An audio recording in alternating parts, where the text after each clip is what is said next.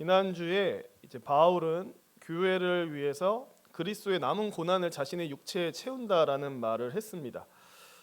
성도님도 아시겠지만 그리스도의 남은 고난을 채운다라는 말은 그 그리스도의 속죄의 고난이 부족하다라는 의미가 아니라 그리스도의 몸인 교회가 온전히 세워지기 위해서는 고난이 필요하다라는 의미였습니다. 그리고 바울은 자신이 받고 있는 고난이 바로 그 고난이다라고 얘기를 했던 거죠. 또한 바울은 복음의 일꾼으로서 그리스도를 전파하고 각 사람을 온전한 자로 세우기 위해서 자신의 이제 성령의 능력을 따라서 힘을 다해 수고하고 있다라고 지난주에 말을 했었습니다. 그리고 지난주에 이어서 오늘 본문도 이제 교회를 위한 바울의 수고가 언급이 되는데요. 우리 1절 말씀 함께 읽도록 하겠습니다. 내가 너희와 라오디게아에 있는 자들과 내 육신의 얼굴을 보지 못한 자들을 위하여 얼마나 힘쓰는지를 너희가 알기를 원하노니. 바울이 여기서 얘기를 합니다. 골로새의 성도들과 라오디게아의 성도들이 자신의 수고, 내가 얼마나 힘쓰고 있는지를 알기 원한다라고 얘기를 합니다. 여기서 라오디게아는 골로새에서 북서쪽으로 19km 떨어진 곳에 있는 도시인데요. 라오디게아가 언급된 이유는 골로새서가 사실은 골로새뿐만 아니라 라오디게아 교회도 같이 읽도록, 그러니까 회람되어 읽히도록 의도된 서신이기 때문에 그렇습니다. 그러니까 골로새서를 골로새 교회에 보냈지만 골로새 교회 사람들만 보고 끝나는 게 아니라 어디다 또 보내야 되냐면 라오디게아 교회에 보내서 여러분들 이거 읽으세요 라고 의도된 서신이기 때문에 그렇습니다. 골로새서 4장 16절에 이런 구절이 있죠. 제가 혼자 읽겠습니다. 이 편지를 너희에게서 읽은 후에 라오디게아인의 교회에서도 읽게 하고 또 라오디게아로부터 오는 편지도 너희가 읽으라. 바울이 보니까 지시를 하죠. 골로새 교회는 자신들이 받은 편지를 다 읽은 다음에 그 편지를 라오디게아 교회가 읽게 하라. 그리고 또 하나 얘기를 또 합니다. 라오디게아 교회도 자신들이 받은 편지를 다 읽은 다음에 그 편지를 어디로 보내야 될까요? 네, 골로새 교회가 읽게 하라고 하죠. 그러니까 골로새와 라오디게아가 인접한 도시였던 만큼 비슷한 영적 위기에 놓여 있었고요. 이 두 교회를 영적으로 무장시키기 위해서 바울이 편지를 두 통을 쓴 겁니다. 골로새 교회에 하나 쓰고 라오디게아 교회에 하나 쓰고. 근데 아쉽게도 라오디게아 교회에 보낸 편지는 지금 남아 있지가 않죠. 만약에 남아 있었다면 성경이 67권이 됐을지도 모르겠네요. 라오디게아서 이런 게 있었을지도 모르겠습니다. 하지만 현재는 남아 있질 않습니다. 그럼 바울은 골로새와 라오디게아 교회를 위해서 어떤 수고를 했을까? 몇 주 전에 살펴봤듯이 바울은 에바브라를 통해서 그들에 대한 소식을 듣게 된 날부터 기도하기를 그치지 않았습니다. 골로새서 1장 9절 제가 읽자면 이로써 우리도 듣던 날부터 너희를 위하여 기도하기를 그치지 아니하고 구하노니 라고 얘기를 한 바가 있습니다. 비록 바울은 자신이 설립하지도 않았고 또 얼굴을 대면해서 알지도 못하는 자들이었지만 그리스도 안에서 형제된 이 골로새와 라오디게아 교회를 향해서 깊은 애정을 갖고 기도하는 수고를 멈추지 않았습니다. 또 바울은 이 당시 성도님도 아시겠지만 로마에 지금 가택연금 되어 있는 상태, 그러니까 감옥에 갇혀 있는 상황이었습니다. 그럼에도 골로새와 라오디게아 교회를 위해서 각각 편지를 작성을 했습니다. 복잡한 이단적 가르침, 또 거짓 교사들의 공격에 노출된 이 교회들을 지키기 위해서 편지를 쓰는 수고를 아끼지 않았다라는 겁니다. 당연히 편지를 쓸 때 마냥 가벼운 마음이나 즐거운 마음으로 쓰지 않았겠죠. 그들의 영적 안위를 염려하면서 애타는 마음으로 애정을 가득 담아서 편지를 썼을 겁니다. 특별히 바울이 여기서 얘기할 때 내가 여러분들을 위해서 얼마나 힘쓰는지 알기 원한다라고 얘기를 하는데요. 여기서 힘쓰다로 번역된 단어가 본래는 운동 경기를 가리키는 단어였는데 이 단어가 모든 종류의 분투와 투쟁을 의미하는 단어가 됐습니다. 그러니까 바울이 이렇게 얘기하고 있는 거죠. 이기기 위해서 혼신의 힘을 다하는 운동 선수처럼 내가 골로새 교회와 라오디게아 교회를 위해서 분투하고 있다라고 지금 얘기하고 있는 겁니다. 올림픽이나 월드컵 같은 대회를 보시면 그 각 나라의 국기를 가슴에 달고 경기장에 나와 대결하는 선수들이 얼마나 사력을 다해서 승리를 위해서 싸우는지 익히 아실 겁니다. 그래서 바울은 마치 자신의 심정이 그와 같다. 내가 그와 같은 심정으로 골로새와 라오디게아 교회를 위해서 애쓰고 있다라고 이제 운을 띄웁니다. 그럼 바울이 구체적으로 무엇을 위해서 분투하고 애쓰고 있는가? 이제 그 얘기를 쭉 하는데요. 우리 2절 말씀 함께 읽도록 하겠습니다. 이는 그들로 마음의 위안을 받고 안에서 연합하여 확실한 이해의 모든 풍성함과 하나님의 비밀인 그리스도를 깨닫게 하려 함이니. 네, 바울이 좀 2장 2절 읽으시면서 이게 무슨 내용인지 알겠다라는 느낌이 좀 드시나요? 뭔가 좋은 표현은 많지만 딱 읽고 나면 뭐지? 약간 이런 느낌이 들 겁니다. 이게 쉽지는 않죠. 바울은 이제 자신이 무엇 때문에 이런 큰 분투를 하고 있는지를 얘기를 합니다. 첫째로 무슨 얘기를 하냐면 내가 이런 큰 분투를 하는 이유는 골로새와 라오디게아 성도들의 마음에 위안을 받게 하기 위해서 내가 그렇게 큰 분투를 하고 있다라고 얘기합니다. 여기서 위안이라고 번역된 단어가 이제 위안이라고 하니까 약간 위로 이런 느낌인가라는 이런 의미인가라는 느낌이 들 수 있는데 여기서 위안이라고 번역된 단어는 격려하다, 용기를 북돋다라는 의미를 가진 단어입니다. 그러니까 바울이 봤을 때 지금 골로새와 라오디게아 성도들에게 가장 필요한 건 격려, 용기를 북돋아 주는 거라고 본 거죠. 왜냐하면 당시 두 교회 모두 거짓 교사들에 의해서 어려움을 겪고 있었는데 하지만 그렇다고 해서 거짓 교사들이 교회 안에 이미 들어와서 교회를 어지럽히고 있던 상황은 아니었습니다. 그러니까 그들이 이제 들어오지 못하도록 그들과 맞서서 방어하고 싸워야 되는 상황이었던 거예요. 그러니까 그들에게 필요한 것이 격려, 용기를 북돋아 주는 것이다라고 바울이 생각했던 거죠. 그래서 바울은 이 두 교회 성도들의 마음에 격려와 용기를 북돋아 줘서 이 거짓 교사들의 문제에 잘 대처하게 만들고자 했습니다. 생각을 해보면 이방인의 사도인 이 바울이 그들을 위해서 직접 편지를 써서 보냈다라는 사실 자체만으로도 그들에게 용기가 되지 않았을까요? 아닌가요? 얼굴도 본 적이 없잖아요, 사도 바울을. 그리고 아마 그들 사이에는 사도 바울이 이방인들을 위해서 얼마나 애쓰고 있는 사도인지는 이미 다 알고 있었을 겁니다. 하지만 본 적은 없죠. 근데 그 사도가 자기들을 생각해서 정성스럽게 편지를 써서 보내줬어요. 그럼 이 편지를 받은 것만으로도 아마 큰 용기와 격려가 됐을 겁니다. 그리고 바울은 편지에 직접적으로 언급하고 있죠. 내가 여러분에 대한 소식을 들은 후부터 기도하기를 멈춘 적이 없다. 이 사실 역시 그들에게는 큰 격려가 됐을 겁니다. 그래서 바울은 골로새와 라오디게아 성도들이 여러분은 혼자가 아니고 내가 여러분 곁에서 함께하고 있고 여러분에게 용기를 주기 위해서 애쓰고 있다라고 이런 식으로 표현을 하고 있죠. 둘째로 바울이 무엇을 위해서 큰 수고와 분투를 하고 있는가? 그들이 사랑 안에서 연합하게 하기 위해서 자기가 큰 분투를 하고 있다라고 얘기를 합니다. 왜 바울은 그들이 사랑 안에서 연합하기를 바랬을까요?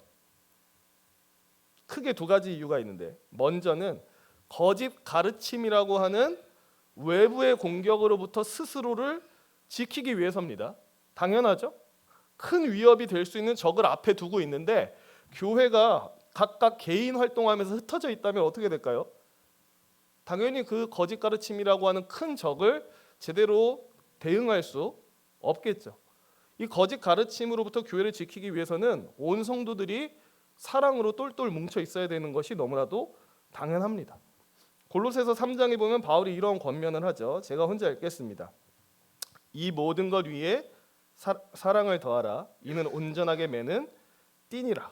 그러니까 바울이 여기서 3장 14절에서 무슨 얘기를 하냐면 골로새인들이여 온갖 선한 일을 하되 이 모든 것 위에 사랑을 더하십시오. 왜냐하면 사랑은 그 모든 것을 완전히 하나로 묶는 끈이 되기 때문입니다라고 말을 하거든요. 이처럼 바울은 이 두 교회 모두 외부의 적에 대항하기 위해서 사랑으로 온전히 하나로 묶여 있기를 원했습니다. 근데 그들이 사랑으로 연합해야 되는 이유가 또 하나 있는데 이거는 바울의 또 다른 서신인 에베소서에서 좀 짐작해 볼 수가 있습니다. 우리 에베소서 4장 15절 16절 같이 한번 읽어보도록 하겠습니다.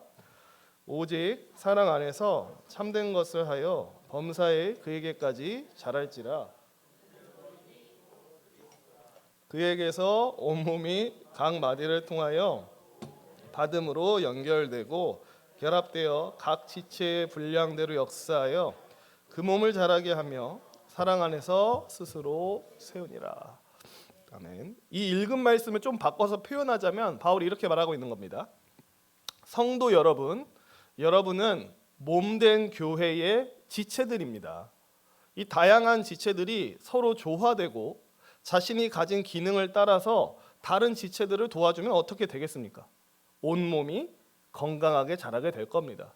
뿐만 아니라 사랑 안에서 그 몸이 견고해질 것입니다 라고 이렇게 말을 한 거거든요. 그러니까 여기서 비유를 하잖아요. 교회는 그리스도의 몸이다. 머리는 그리스도고 그 몸을 이루고 있는 것은 우리 성도들이다. 누구는 손의 역할을 하고 누구는 뭐 발의 역할을 하고 뭐 이런 여러 가지 역할을 하는데 이 각 지체들이 서로를 돕고 세워주면 이 몸 전체가 어떻게 되겠어요? 건강해지고 든든하게 세워지겠죠. 그러니까 이게 지금 무슨 얘기를 하고 있는 거냐면요. 왜 성도들이 사랑 안에서 연합해야 되느냐? 그것이 외부의 적에 대항하는 데 효과적일 뿐만 아니라 이게 성도들의 영적 성숙을 이루는데 대단히 유익하기 때문에 그렇습니다. 그러니까 제가 예를 들어 볼게요. 상상해 보세요. 두 교회가 있어요. 한 교회는 서로에게 무관심하고 냉랭하고 자기 앞가림만 하느라 바쁜 사람들만 가득 있는 교회가 있어요. 또 다른 교회는 서로한테 관심과 애정이 가득하고 누군가에게 도움이 필요하면 자신의 은사를 따라서 기꺼이 섬기는 사람들로 가득한 교회가 있어요. 성도님들은 이 교회와 저 교회 중에 어디, 첫 번째 교회와 두 번째 교회 중에 어디 다니고 싶으세요? 당연히 두 번째죠. 전부 다 냉랭하고 자기 앞가림만 하는 교회, 자기가 가진 은사를 아낌없이 내어줘서 다른 지체들을 섬기는 교회, 당연히 후자의 교회를 다니고 싶죠. 그럼 성도님들 생각에는 이 첫 번째 교회와 두 번째 교회 중에 어느 교회를 다녔을 때 영적으로 더 성숙할 수 있을 것 같아요? 당연히 두 번째 교회입니다. 물론 여기서도 성숙할 수는 있어요. 이 쉽지 않은 사람들을 대하면서 고난을 당하다 보니까 이제 막 사랑의 능력이 좀 발전할 수는 있거든요. 근데 자연스럽게 영적 성숙을 이룰 수 있는 교회는 당연히 후자의 교회입니다. 그러니까 사랑으로 하나로 잘 연합되어 있는 교회에 소속되어 있을 때 영적으로 성숙하는 데 대단히 큰 유익을 받을 수 있습니다. 그래서 바울이 이제 얘기하는 거예요. 여러분이 사랑으로 하나 돼야 됩니다. 왜냐하면 외부의 적으로부터 지키기 위해서 하나 돼야 되고 여러분이 하나 되어야만 여러분 안에서 영적 성숙이 더욱더 원활히 일어나기 때문에 여러분은 하나 돼야 됩니다라고 얘기를 하고 있는 거죠. 셋째로 바울이 왜 분투하고 수고하고 있는가? 바울은 골로새와 이 라오디게아 성도들이 이게 표현이 좀 어려운데 확실한 이해의 모든 풍성함에 이르게 하기 위해서 내가 수고하고 있다라고 얘기를 합니다. 확실한 이해의 모든 풍성함. 근데 이게 너무 어렵게 생각 안 하셔도 되는 게 이 확실한 이해라는 표현이랑 그 뒤에 있는 풍성함이라는 표현이 사실은 같은 거를 두 번 반복해서 설명한 겁니다. 그러니까 확실한 이해 그리고 이 풍성함이 딴 걸 가리키는 게 아니라 똑같은 거를 다른 표현으로 두 번 설명한 거예요. 그러니까 좀 풀어서 얘기하자면 바울은 이 골로새와 라오디게아 성도들이 뭔가를 확실히 이해하길 바라고 있습니다. 그들이 무언가를 아는 일에 매우 풍성하고 부유하기를 바라고 있어요. 바울은 대체 그들이 뭘 확실히 이해하고 뭘 아는 일에 부유하길 바랬을까요? 여기서 뭐는 뭘까요? 2절 하반절에서 언급하고 있는 하나님의 비밀인 그리스도입니다. 2절 하반절에 써 있죠. 보시면 바울은 그 성도들이 하나님의 비밀인 그리스도를 깨달아서 그분을 확실히 이해하고 그분을 아는 일에 부유해지기를 바라고 있습니다. 왜 그리스도는 하나님의 비밀이라고 불릴까요? 하나님께서 이루고자 하시는 구원 계획의 중심에 예수 그리스도께서 계시기 때문에 그렇습니다. 하나님의 구원 계획이 어떻게 실현되는지 여기 계신 성도님들 다 아시죠? 예수 그리스도의 오심과 죽으심 그리고 부활과 재림으로 이것이 실현됩니다. 영원 전부터 성부 하나님은 자신의 구원 계획을 실현하기 위해서 자신의 아들을 구속자요 중보자로 선택하셨습니다. 그리고 그 아들을 성령을 통해 이 땅에 사람으로 나게 하심으로써 자신의 구원 계획을 실현하기 시작하셨죠. 또한 다시 오시는 그리스도로 말미암아서 이 하나님의 구원 계획을 완성시키실 겁니다. 그러니까 이처럼 그리스도께서 이 하나님의 구원 계획, 유대인을 넘어서 이방인에게 이르는 뿐만 아니라 타락한 세계 전체를 아우르는 이 구원 계획의 중심에 예수님이 계시기 때문에 예수님은 하나님의 비밀이다라고 불리우죠. 물론 골로새와 라오디게아 성도들은 그리스도를 이미 알고 있었습니다. 골로새서 1장 7절에 보면 이와 같이 우리와 함께 종된 사랑하는 에바브라에게 너희가 배웠나니 그는 너희를 위한 그리스도의 신실한 일꾼이요. 그러니까 골로새와 라오디게아 모두 에바브라를 통해서 복음을 들었고 그리스도를 받아들이고 그리스도를 알게 됐습니다. 또 1장 14절에 보면 그 아들 안에서 우리가 속량 곧 죄사함을 얻었도다. 그들은 그리스도를 듣고 알았을 뿐만 아니라 그 그리스도를 믿음으로 죄사함을 받았고 하나님과 화목하게 됐죠. 하지만 그렇다고 해서 모든 게 끝난 것은 아닙니다. 그들이 그리스도를 알았고 믿고 죄사함을 받긴 했지만 다 끝난 게 아니라 계속해서 그리스도를 아는 지식에 자라가야 됩니다. 이 바울이 2절 끝부분에 어떻게 얘기하냐면 그리스도를 깨닫게 하려 한다라고 얘기하거든요. 성도들로 하여금 그리스도를 깨닫게 하려 한다라고 얘기하는데 여기서 깨닫다라는 말이 보다 깊은 지식, 완전한 지식을 얻는 것을 가리킵니다. 그러니까 골로새와 라오디게아 교인들이 그리스도를 이미 들었고 믿고 있긴 하지만 그를 더욱더 완전하고 더 깊이 알게 하기 위해서 바울은 자신이 큰 수고를 멈추지 않겠다라고 얘기를 하는 거죠. 그러면 왜 그리스도를 더 깊이, 더 온전히 알아야 되는가? 그거를 골로새서 2장 3절에서 얘기를 해줍니다. 우리 골로새서 2장 3절 한 목소리를 읽어보도록 하겠습니다.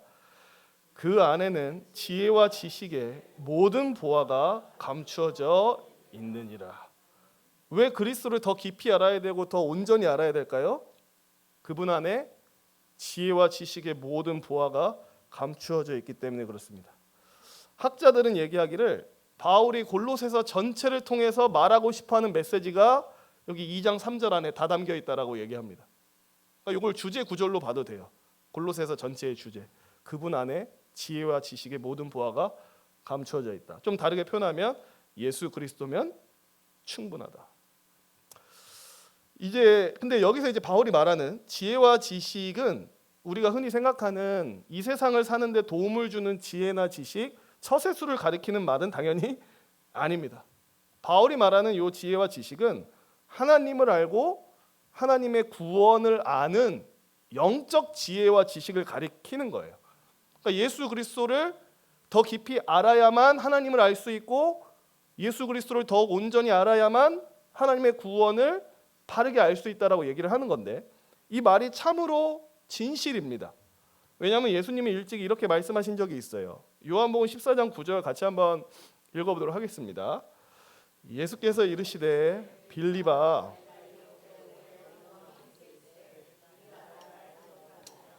나를 본 자는 아버지를 보았거늘 아버지를 보이라 하느냐.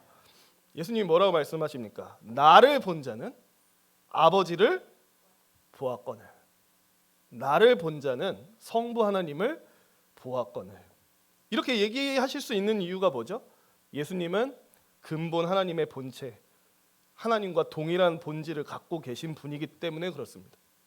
하나님과 동일한 본질을 갖고 계신 분이기 때문에 그분을 보는 자는 곧 사실 누굴 보고 있는 거냐면 하나님, 아버지를 보고 있는 것과 같다라고 예수님이 말씀하시죠.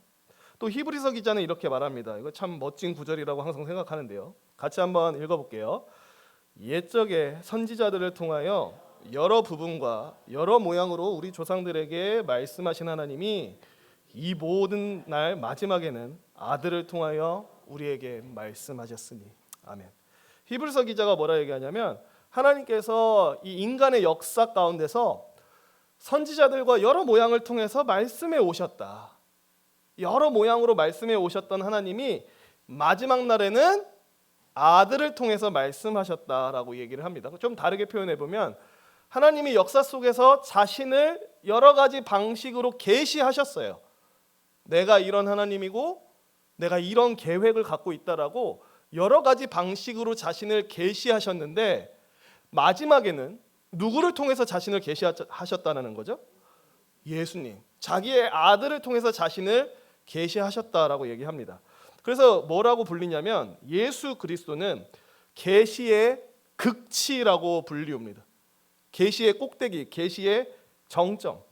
그러니까 하나님께서 역사 가운데 다양한 방식으로 자신을 계시해 오셨지만 그 계시 중에 가장 으뜸되는 계시, 최상의 계시는 누구냐? 그게 곧 예수 그리스도시다.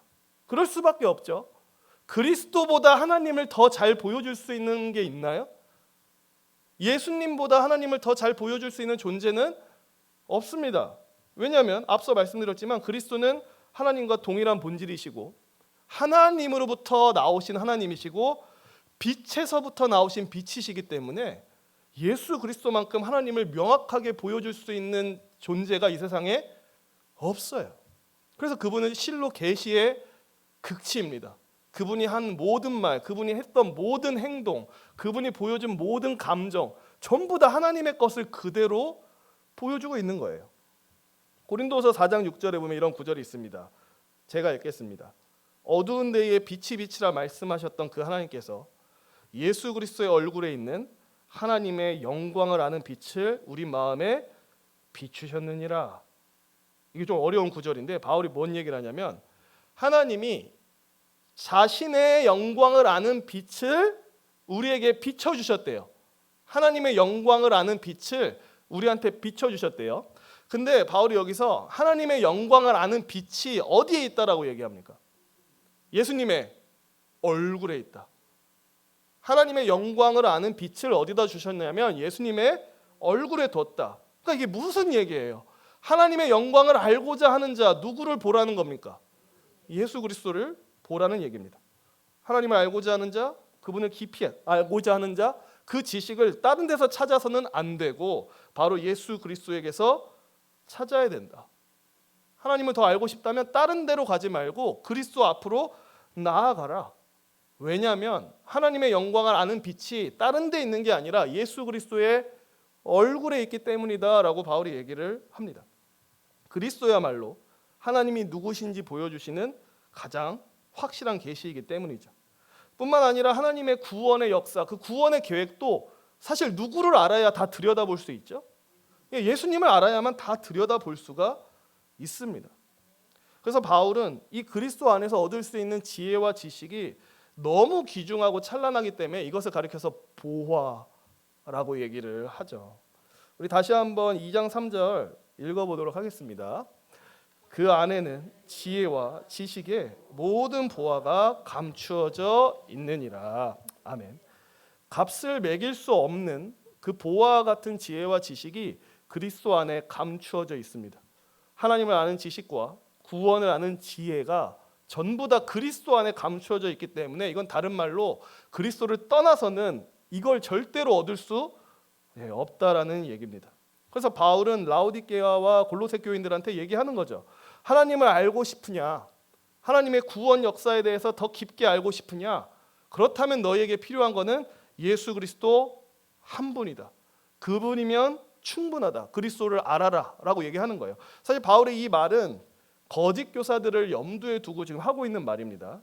이 당시 이제 어떤 상황적 배경이 있었냐면 이 거짓 교사들이 유대 신비주의의 영향을 받은 사람들이었거든요. 그래서 그 사람들 같은 경우는 어떤 지혜와 지식의 모든 보화는 어디에 있냐면 이게 저도 잘 모르겠지만 하나님의 보좌 아래에 있다라고 얘기했대요. 모든 지혜와 지식의 보화는 하나님의 보좌 아래에 있다. 그럼 그거 어떻게 얻을 수 있나요? 라고 한다면 그들은 가르치기를 어떠한 신비한 체험, 천상에 들려 올려지는 체험, 천상의 예배를 목격하는 체험을 하면 그 보좌 아래에 있는 지혜와 지식의 모든 보화를 얻을 수 있다라고 얘기했던 거예요. 근데 바울은 여기에 대항해서 얘기하고 있는 겁니다. 그것이 틀렸다. 그들이 찾고 있는 지혜와 지식의 모든 보화는 하늘의 보좌 아래에 있는 게 아니라 누구 안에 감춰져 있어요? 예수 그리스도 안에 감춰져 있다라고 얘기하는 겁니다. 그래서 우리가 알아야 될 거는 예수 그리스도 밖에서 하나님을 아는 지식을 추구하는 것, 예수 그리스도를 떠나서 구원의 지혜를 알고자 하는 것만큼 헛되고 무익한 게 없습니다. 하나님의 비밀이신 그리스도를 깨닫는 것이 지혜와 지식의 모든 보화를 얻는 유일한 길이라는 사실을 기억하시기 바랍니다. 이어서 이제 4, 5절에서는 바울이 이제 처음으로 골로새서에 들어와서 처음으로 거짓 교사들에 대한 언급을 하는데, 사실 오늘 본문에서는 살짝 운만 띄우는 정도이기 때문에 거짓 교사들에 대한 자세한 설명은 다음 주에 이노아 목사님이 설교하실 겁니다. 4절 말씀 우리 같이 한번 읽어보도록 하겠습니다. 내가 이것을 말함은 아무도 교묘한 말로 너희를 속이지 못하게 하려. 바울이 얘기하죠. 내가 이걸 말한 것은 아무도 교묘한 말로 너희를 속이지 못하게 하려 그런 건다. 여기서 내가 말한 이게 지금 뭐예요? 맞아요. 예수 그리스도가 모든 지혜와 지식의 보화시다. 그분 안에 이게 다 감춰져 있다. 이 얘기 가리키는 거죠. 바울이 그리스도의 충분성, 그분 안에 지혜와 지식의 모든 보화가 감추어져 있다라는 얘기야, 그것을 말한 이유는 방금 여기서 말한 것처럼 거짓 교사들의 교묘한 말에 속아 넘어가지 않게 하기 위해서입니다. 이들의 거짓이 뭔지 제가 이미 말씀드렸죠. 지혜와 지식의 모든 보화는 하늘의 보좌 아래에 있다라고 말한 게 이 거짓 교사들의 속임수예요. 근데 그게 사실이 아니다라는 것을 밝히기 위해서 그리스도를 강조한 겁니다. 여기서 교묘한 말로 번역된 말이 그럴듯하고 설득력 있는 논증을 가리키는 말이거든요. 이게 고대의 철학자들과 관련이 있는 말인데, 어디서 한 번쯤 들어봤을 법한 철학자 플라톤이 이것과 관련해서 이런 얘기를 한 적이 있습니다. 그럴듯하고 설득력 있는 논증이어도 그 말이 확실한 증거의 바탕을 두고 있지 않다면 수용해서는 안 된다라고 플라톤이 말한 적이 있어요. 너무 당연한 얘기죠. 그럴듯한 말도 확실한 근거가 없다면 수용해서는 안 된다. 바울 같은 경우는 지금 확실한 근거를 대고 있나요? 지혜와 지식의 모든 보화를 얻는 확실한 근거 대고 있죠? 예수 그리스도라고 제시하고 있습니다. 그리스도라고 하는 그 실제 안에 여러분이 모든 지혜와 지식의 보화를 얻을 수 있다라고 근거를 제시했어요. 근데 거짓 교사들 같은 경우는 확실한 근거가 없었습니다. 뭔가 이게 확실하다라고 근거를 제시할 수 없으니까 그들이 몰두했던 게 뭐였냐면 신비한 체험이나 주관적인 경험을 되게 앞세웠던 거죠. 근데 실제로 신앙생활 안에서도 약간 이런 경향이 있을 수 있어요. 우리 교회는 해당 안 되겠지만 어떤 몇몇 성도님들 같은 경우는 성경을 통해서 뭔가 배우고 지식적으로 아는 것은 좀 뭔가 수준이 낮은 신앙이라고 생각하는 사람들이 가끔 있어요. 그래서 이 사람들은 뭔가를 배우고 지식적으로 터득하는 데 관심 있는 게 아니라 어디에 관심 있을까요?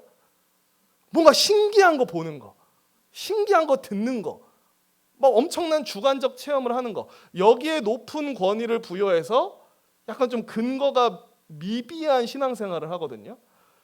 근데 확실히 믿는 그 진리의 내용이 결여된 체험만큼 공허한 게 없습니다. 그리고 그런 사람들 같은 경우는요, 신비한 체험을 하더라도요, 사실 그러한 체험을 했다면 결국 그 체험이 어디로 가야 되냐면 예수 그리스도를 영화롭게 하는 데로 가야 되거든요. 근데 진리가 빠져 있는 상태로 그런 체험만 추구하는 사람들의 그 체험의 끝에는 예수 그리스도가 없습니다. 그냥 그 체험을 한 내가 대단한 거야. 높은 경지에 다다른 나, 너희들과는 수준 다른 나만 있을 뿐이지 거기에 그리스도를 영화롭게 하는 내용이 없습니다. 이거는 이단과 거짓 가르침을 구별하는 데도 기준이 되죠. 누군가가 성도님들한테 다가와가지고 그럴듯하고 설득력 있는 말을 막 속삭입니다. 그 주장이 너무 그럴싸해가지고 또 말기술이 화려해서 넘어갈 수 있어요.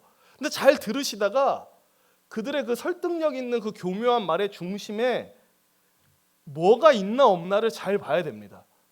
뭐가 있나 없나를 봐야 돼요? 예수님이 있나 없나를 봐야 됩니다. 만약에 그들의 그 주장의 중심에 예수님이 없다면, 다른 뭔가가 끼어들어 있다면 그들의 말은 헛된 속임수인 거예요. 실제로 여러 이단들이 그런 방식을 사용하죠. 제가 이 예시를 갖고 오려다가 설교가 길어질까 봐 안 가져왔는데, 그러니까 성경을 딱 보여줘요. 어떤 구절을 같이 읽어요. 그리고 정상적으로 해석해요. 기존 교회 신자들이 딱 듣기에도 전혀 이상하지 않은 해석이다로 시작하는데, 그 다음에 이제 다음 단계로 넘어갑니다. 근데 이 단계가 넘어가면 넘어갈수록 약간 해석을 특이하게 하더니 결국 누가 등장하냐면 자신들의 교주의 이름이 딱 등장하는 거예요. 그러면 우리도 속아 넘어가다가 탁 깨우쳐야 되는 거죠.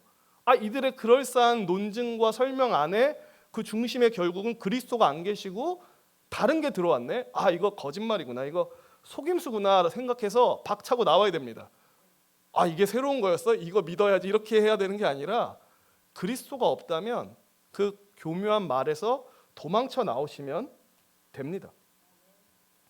우리 마지막으로 2장 5절 같이 한번 읽도록 하겠습니다. 이는 내가 육신으로는 떠나 있으나 심령으로는 너희와 함께 있어 너희가 질서 있게 행함과 그리스도를 믿는 너희 믿음이 굳건한 것을 기쁘게 봄이라. 혹시 이 구절 개인적으로 성경 읽으시면서 오잉? 하신 적 없으신가요? 바울이 뭐라 얘기하냐면 내가 육신으로는 떠나 있는데 심령으로는 너희와 함께 있다. 지금 내 몸은 로마 그 가택 연금을 당하고 있기 때문에 감옥에 갇혀 있지만 나의 영은 너희와 함께하고 있다. 괜히 이거 딱 보면 뭐가 생각나세요? 유체 이탈 이런 거 안 생각나세요? 몸은 이제 가만히 누워 있는데 밤중에 영혼만 슉 나와가지고 다른 데로 가는. 당연히 그걸 가리키는 게 아니죠. 당연히 그걸 가리키는 게 아닙니다. 유체 이탈 이런 거 가리키는 게 아니고 바울이 보통 자신의 서신에서 그 영이라는 표현을 쓸 때 그 영이라는 표현이 자기의 영을 가리킬지라도 바울은 항상 그 영이라는 표현 안에 성령의 그 의미를 항상 포함시켜서 쓰는 경향이 있어요.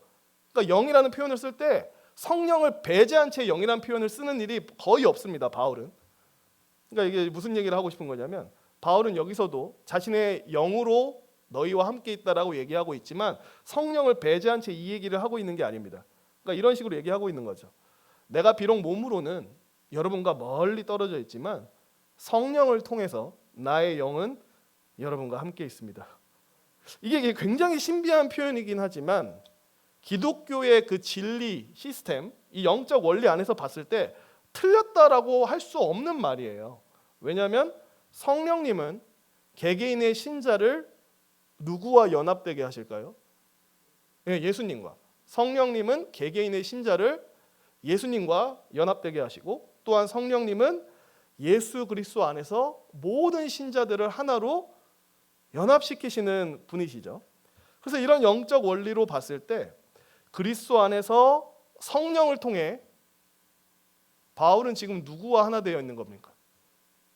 이 편지를 받고 있는 골로새 성도들과 라오디게아 성도들과 이미 하나 되어 있는 거예요.